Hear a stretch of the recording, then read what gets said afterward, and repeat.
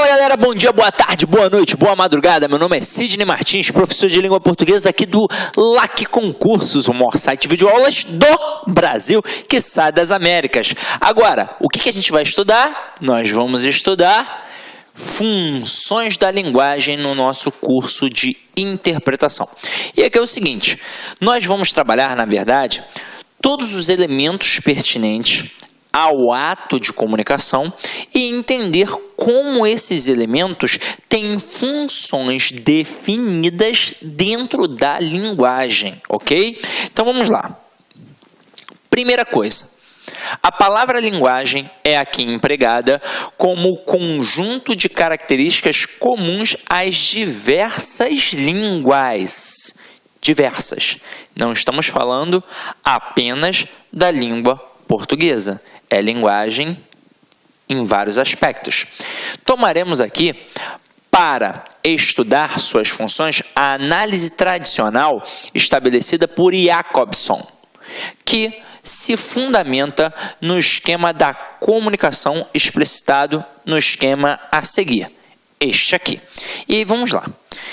Esse esquema é o esquema definido pelo Jacobson.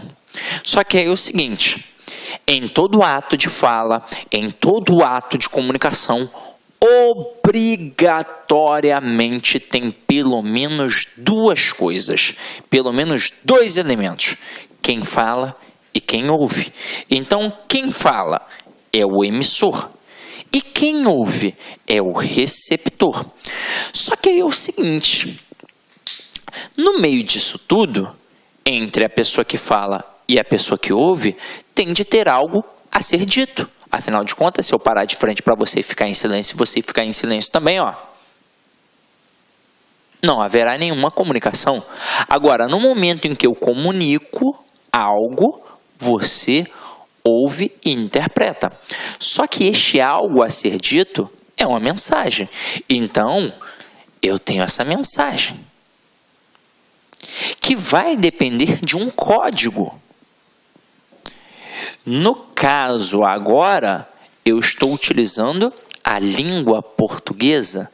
Eu estou falando português. Se eu estivesse aqui falando inglês, o código seria inglês. Se estivesse falando francês, seria francês. E por aí vai. Então, a mensagem é aquilo que está sendo realmente dito. Tem o código, que é a língua portuguesa. E tem o canal. Opa! Esse canal é fundamental para que este processo de comunicação exista. Agora, aqui no caso, a gente está trabalhando através de uma videoaula.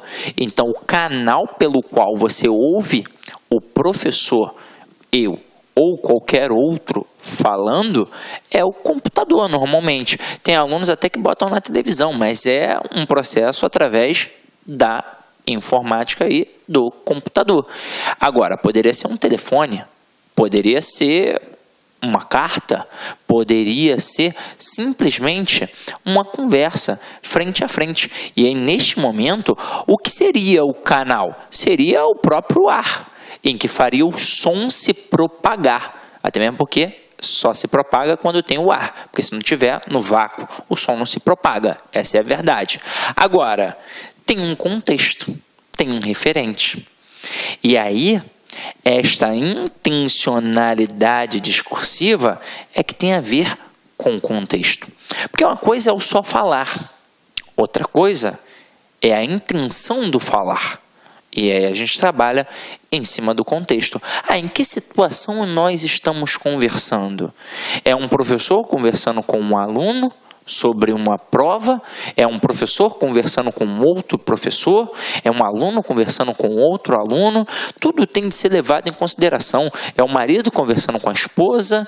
É o pai conversando com o filho? E aí? Então, são em cima desses aspectos que nós vamos trabalhar, ok? Agora, vamos analisar todos esses elementos que a gente acabou de apresentar nesse quadrinho básico aqui. Vamos lá. Nós temos emissor, receptor, mensagem, código, referente, canal. O que seria o emissor? Como eu já disse, é aquele que emite, é aquele que codifica a mensagem. Receptor ou interlocutor, né? vai depender de como você queira chamar. É aquele que recebe, é aquele que decodifica a imagem, ou seja, que interpreta. Mensagem, conteúdo transmitido pelo emissor. Código, conjunto de signos usado na transmissão e recepção da mensagem. É o código. No caso, aqui, ao falar, o código linguístico. Mas poderia ser um código em braille, poderia ser um código não verbal, poderia ser, sei lá, aquele código Morse, que eu não faço a mínima ideia como é que é, né? Alguém entendeu? Agora, referente ao contexto relacionado ao emissor e receptor, vamos levar em consideração qual é o aspecto, em que situação eles estão.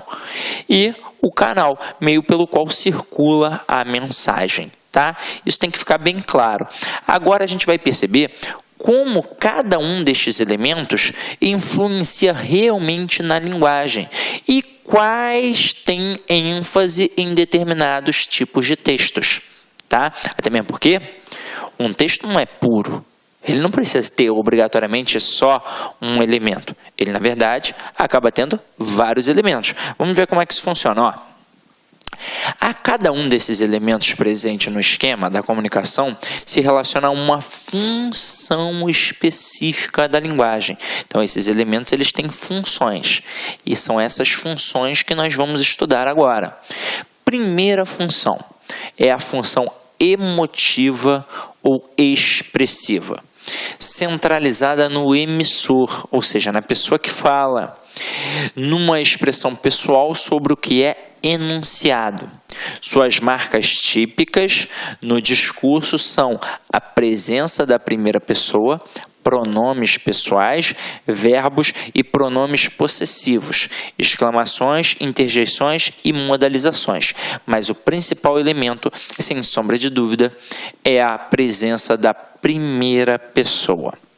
Quando você começa a observar dentro de um texto, independentemente de que tipo de texto ou que tipo de gênero você encontra, se tem lá o tempo todo eu, creio, faço, o tempo todo o camarada falando em primeira pessoa, você pode ter certeza, ali você tem a função da linguagem emotiva, que é centrada no eu, é centrada no emissor, é o chamado eu lírico do poema, quem fala, tranquilo? Agora, letra B, a gente tem a função conativa ou apelativa, centralizada no receptor, ou seja, no outro, em quem vai ouvir, em quem vai interpretar aquela mensagem, com a finalidade de obter da pessoa a quem se dirige o texto um comportamento adequado ao que lhe é dito. Suas marcas linguísticas são a presença da segunda pessoa, pronomes pessoais, possessivos e verbos, e o imperativo e o vocativo. Principalmente isso daqui, ó, galera. Imperativo e vocativo. A gente encontra muito a linguagem, né, a função conativa nos textos publicitários, nas propagandas, em outdoors. Quando a gente coloca que esta função é centrada no receptor e espera-se dele alguma coisa, é porque, na verdade, a gente está fazendo uma propaganda com um público-alvo bem específico. E é por isso que a gente tem um vocativo. O público-alvo é bem definido, é bem estruturado. Eu sei se eu quero falar para a criança, se eu quero falar para o jovem, se eu quero falar para o adulto, se eu quero falar para o idoso. Eu sei para que tipo de público eu quero falar. Agora, se eu espero que ele tenha um determinado comportamento, eu vou ter um imperativo.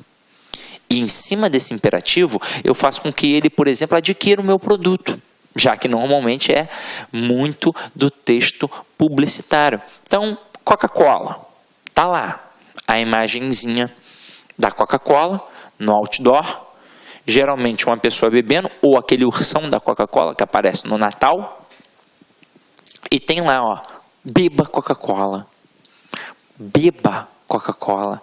O imperativo é muito forte. Agora, o vocativo, ele aparece? Aparece. quando ele direciona, por exemplo, para a dona de casa, aquele comercial que passa falando de um utensílio doméstico, de um eletrodoméstico, de uma frigideira sensacional que o bife não vai colar. Então, isso tudo é definido através da função conativa ou apelativa. Ela é centrada sempre no receptor, ok? Então, vamos lá. Agora, a próxima função é a função referencial. E é o seguinte. Aqui, normalmente, é o texto jornalístico. Observem. Centralizada no contexto ou referente, que permite falar-se dos objetos do mundo, dos objetos perceptíveis ou imaginários. Suas marcas são a terceira pessoa e os dados relacionados ao mundo real. Como eu disse a vocês, normalmente presente nos textos jornalísticos, e é por isso que leva em consideração o contexto ou referente. E vai trabalhar objetos do mundo. E ao trabalhar objetos do mundo, a gente vai ter a marca da terceira pessoa, que é uma marca de objetividade. Afinal de contas, eu estou ali para informar alguma coisa. E ao informar alguma coisa, eu tenho que levar em consideração o quê? O contexto. Eu estou falando para quem é aquela mensagem? Eu estou falando para o aficionado por futebol, de um jogo de Flamengo e Corinthians, por exemplo, ou eu estou falando para alguém que vai viajar, para alguém que quer passar suas férias em Porto de Galinhas? Não sei. Então é isso que a função referencial leva em consideração. O contexto. Estou falando para quem? Agora, eu estou falando alguma coisa. E isso é uma informação a ser dada, e esta informação, geralmente nos textos jornalísticos muito presentes, a gente chama de função referencial, ok? Agora, existe também a função poética. O que é a função poética? É aquela centralizada na mensagem, referindo-se a um mundo novo. Olha só a diferença. Na função referencial, a gente trabalha coisas do mundo. Aqui é um mundo novo, aquele que normalmente a gente não tem um contato de forma tão precisa e objetiva, criado pela linguagem. É a função predominante nas obras literárias, ainda que não seja exclusivo delas. Agora eu vou fazer um adendo importante. É muito comum alunos no curso presencial e principalmente mais jovens confundirem função emotiva com função poética.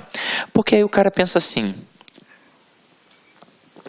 isso está me emocionando, então é função emotiva. E não é. Você percebeu que a função emotiva é aquela centrada no eu. Agora, pode ser que ela apresente vestígios de emoção, vestígios emotivos, como a gente percebeu que através da função emotiva também tem outras marcas, como por exemplo as exclamações, as modalizações, beleza. Só que aí tem a questão da predominância e tem a questão daquilo que aparece. É óbvio que pode aparecer uma função emotiva num texto, mas o seu fator mais primordial é a função da primeira pessoa, é o eu. Agora, qual é o fator primordial da função poética? É o brincar com as palavras, é brincar com aquela estrutura. Tem uma música do Lulu Santos, né, como Uma Onda no Mar. Se fosse, por exemplo, um poeta, ele é um poeta, é claro, né? Assim como muitos músicos são poetas. Se fosse para apresentar um texto assim, apenas como poema, e não como uma música que vai num cartaz, num CD, alguma coisa assim desse tipo, né? Nem se fala mais CD, né? A galera usa DVD, hoje tem o iTunes, né? Sei lá, eu não ligo muito para isso não. Então vamos lá, sou da época do vinil. Aí ele vai brincar. Se é como uma onda no mar, ele vai pegar aquele texto e vai fazer assim, ó, como se ele apresentasse através da estrutura de uma onda. E é muito utilizado nas obras literárias e nos poemas porque tem essa brincadeira, principalmente naqueles textos concretivos. Então, quando o camarada brinca com a palavra, faz em espiral, não sei o que, como uma onda e por aí vai, aquilo tudo é função poética. É o brincar com a estrutura das palavras, ok? Agora, próxima aí é a função fática. Deixa eu só apagar aqui para não atrapalhar, tá? Essa é bacana, ó. Centralizada no canal ou no contato entre o emissor e o receptor, cuja finalidade é verificar a eficiência do canal de comunicação. Suas marcas são os sinais de interrupção do contato, como não é? Entendeu? Alô? Também são exemplos de função fática as falas da exigência social, em que de fato nada se comunica, além de estabelecer-se uma relação social. Olá, meus amigos, minhas amigas, sou o professor Luiz Antônio de Carvalho e com muito prazer, muita satisfação, estou aqui para fazer um convite muito especial para você que está se preparando, que está estudando para o concurso da Polícia Militar do Estado de Minas Gerais 2018, claro, para o cargo de soldado combatente. Nós aqui da Lá Concursos, nós preparamos um curso super atualizado, super competitivo, ponto a ponto do edital, por apenas 10 parcelas de R$ 35,00. É isso mesmo, 10 parcelas de R$ 35,00, você vai ter esse super curso aqui na Lá Concurso. Esse vídeo que você assistiu é apenas um trecho, um pedacinho da aula, né, uma das aulas que nós temos para a galera. É uma aula demonstrativa para você conhecer a qualidade e a potência que são os nossos professores. Bacana, pessoal? Então espero vocês aqui na Lá Concursos. Um forte abraço, fique com Deus. Tchau, tchau. Clique lá.